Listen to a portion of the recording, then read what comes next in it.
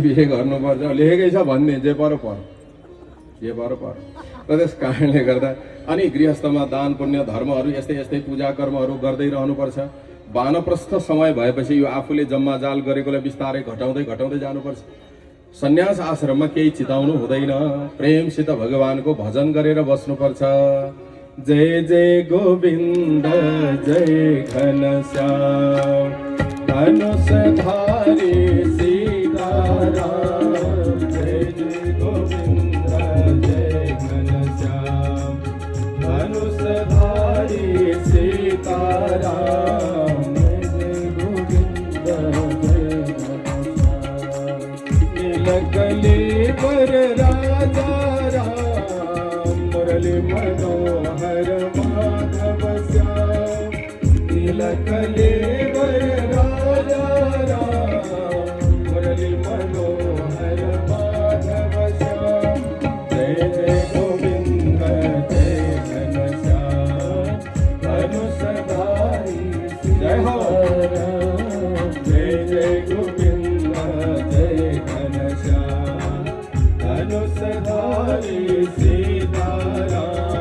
जय जय भक्तवत्सल भगवान को भगवानलाई प्राप्त गर्ने मुख्य तीनवटा बाटो छन्। मुख्य गरी तीनवटा बाटो छन्। त्यो कुन कुन हो भन्दा पहिलो ज्ञान योग हो। यो अलि उच्च कोटिको हुन्छ, जसमा विवेकको मात्रा धेरै छ, ऊ चाहिँ ज्ञान योगतिर लाग्दछ। र त्यसै गरी कर्मयोग, हामीले गरिरहेको कर्म ईश्वरको कर्म हो। ईश्वरका लागि समर्पण गरेर जसले गर्दछ। राजा जनक पनि कर्मयोगी थिए। भगवानले आस्थिता जनकादय लोक संग्रहमेवापि सम्पश्यन् कर्तुमर्हसि उते वितरण गरिएको किताबमा छ है, गीतामा छ है। जनक आदि गरिएका ठुला ठुला कर्मयोगीहरू भए। उनीहरू आफ्नो धर्ममा रहेर उनीहरूलाई मुक्ति मिलेको छ। उनीहरूलाई ब्रह्मको चिन्तन गरेका छन्, राज्य पनि गरेका छन्, ब्रह्मज्ञानी पनि हुन्। यस्तो अचम्म कर्मयोगको विषयमा बताइयो। त्यसै गरी अलि सरल अलि सहज र समर्पण भाव भए पुग्ने त्यस्तो भक्ति योगको विषयमा पनि बताइयो। भगवानको प्रेमसित भक्ति गर्ने, यो पनि रामको त्यो पनि रामको, सारा संसार रामको अनि म पनि रामको भनेपछि भक्ति योग भयो। यो पनि रामको त्यो पनि रामको, यो पनि रामको त्यो पनि रामको, देखे जति सबै रामको।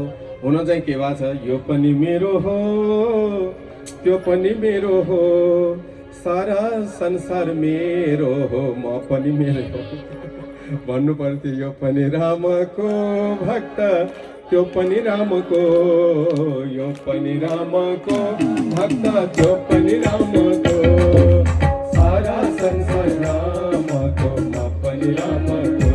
हरे सारा संसार रामको म पनि रामको।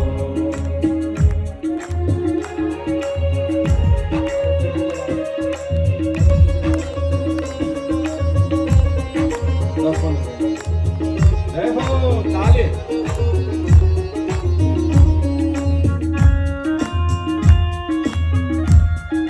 बजाऊ ताली नबसौ खाली भन्थे कसले हो।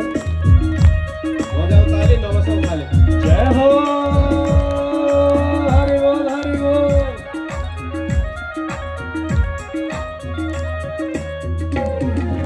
यो पनि रामको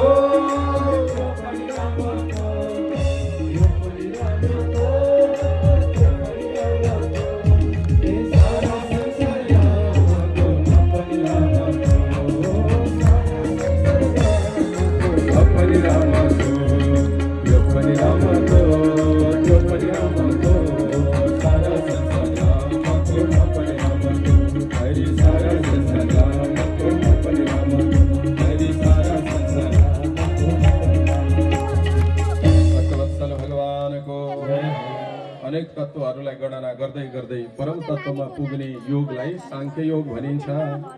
सांख्य योगको विषयमा भगवानले चाहिँ बताउनु भयो उद्धवजीलाई। अब कसैले निन्दा गर्दा दुःख नलाग्ने,